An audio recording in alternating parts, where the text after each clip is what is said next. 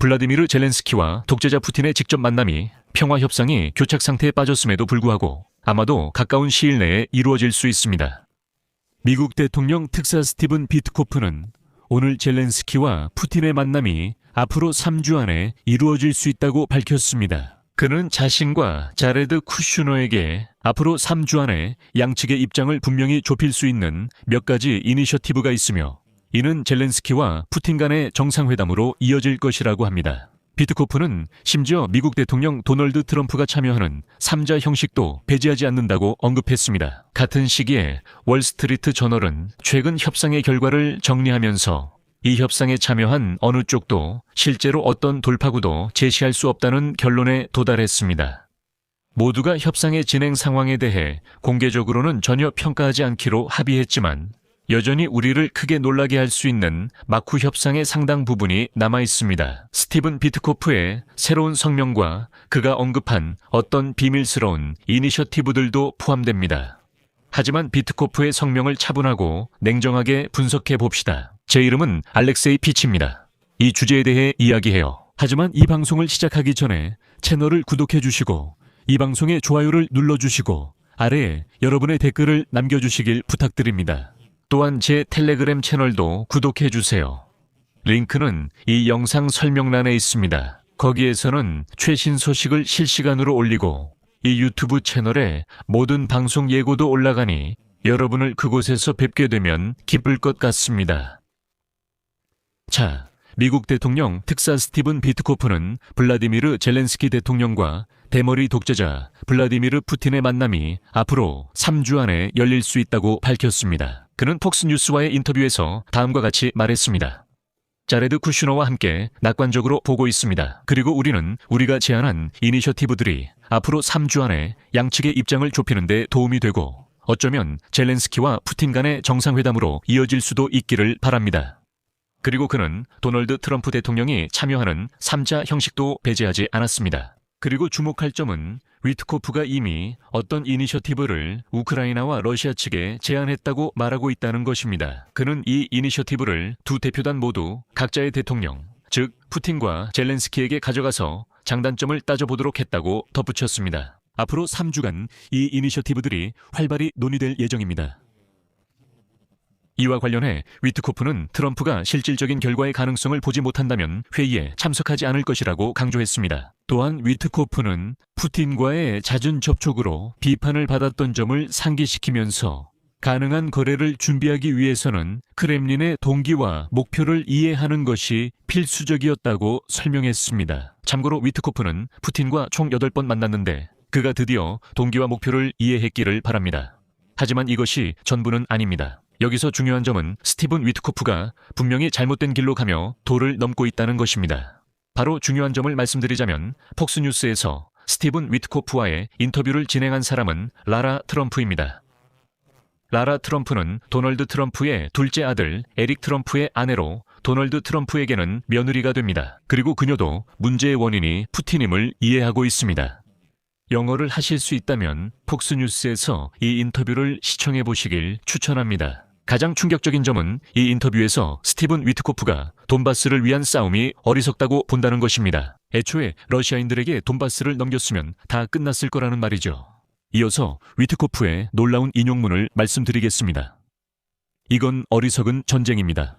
그들은 이 영토들을 두고 다투고 있고 모두가 존엄성이라는 말을 내세우지만 이렇게 많은 살인이 일어나는 상황에서 존엄성이 무슨 의미가 있습니까? 우리는 양측을 앉혀 대화하게 했고 이는 어느 정도 긍정적인 효과를 가져왔습니다. 그리고 그들이 서로 싸우고 싶어하는 것처럼 보이지 않습니다. 저는 그들도 원하지 않는다고 생각합니다. 지도자들 수준에서는 무슨 일이 벌어지고 있지만 그들에게는 합의를 마무리하는 것이 어렵습니다. 그러니까 다시 말해서 스티븐 위트코프는 러시아인들이 전쟁을 원하지 않는다고 확신합니다. 이 러시아인들은 강제로, 억지로 이 지저분한 러시아인들을 전쟁에 내몰았다는 겁니다. 그러면 들어보세요. 원하지 않는다면 애초에 왜 공격했겠습니까? 이 논리를 비트코프가 이해하기는 어려운 것 같습니다.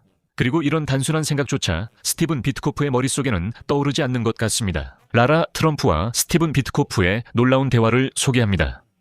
라라 트럼프가 묻습니다.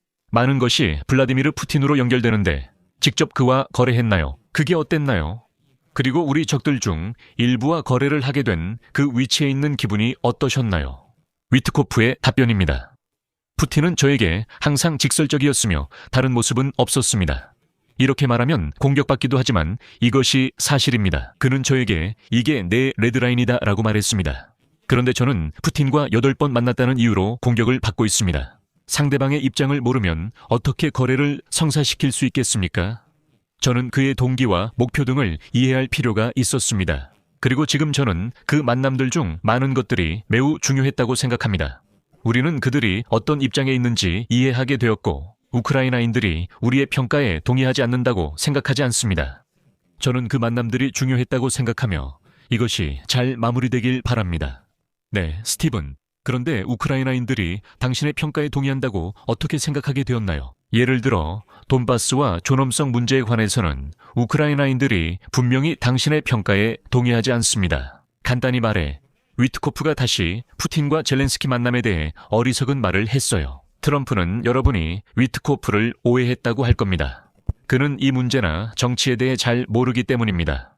저는 비꼬는 게 아니라 사실대로 말하는 겁니다. 도널드 트럼프가 스티븐 비트코프가 정치와 우크라이나 러시아 관계를 잘 모른다고 공개적으로 말한 적이 있기 때문입니다.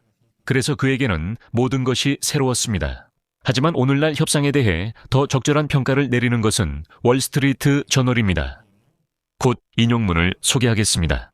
전쟁 종식 협상 과정에서 우크라이나와 러시아는 도널드 트럼프 대통령의 분노를 피하는 데 한 가지 목표에 합의했습니다. 트럼프 대통령이 평화적 해결을 방해하는 쪽이 자신들이라고 생각하지 않도록 하기 위해서였습니다. 그들은 미국 관리들의 중재로 진행되는 협상에 계속해서 대표단을 파견하고 있습니다. 미국 관리들은 그들의 건설적인 접근을 환영하며 우크라이나 평화협정을 자신의 가장 위대한 외교적 승리로 여기고자 하는 트럼프에게 보고하고 있습니다. 이번 주 제네바에서 미국의 중재로 진행된 협상은 올해 다른 협상들과 마찬가지로 마무리되었습니다. 아무도 실제적인 진전이 있었다고 말할 수 없었습니다. 러시아 대표단장 블라디미르 메딘스키는 협상이 치열했지만 실무적이었다고 밝혔고 우크라이나의 수석 협상가 루스템 우메로프는 협상이 의미 있었다고 평가했습니다. 미국 특사 스티븐 비트코프는 상당한 진전을 환영했지만 구체적으로 무엇에 관한 것인지는 밝히지 않았습니다. 이렇게 낙관적인 외교적 구호들 뒤에는 평화 프로세스의 교착 상태가 숨겨져 있으며 많은 관찰자들과 심지어 일부 참가자들조차 이것이 정치적 연극으로 변했다고 보고 있습니다. 이 협상들은 우리를 전쟁 종식에 더 가깝게 만들지 않으며 이는 트럼프가 전쟁을 끝내지 못했다는 비난을 피하기 위한 게임일 뿐입니다.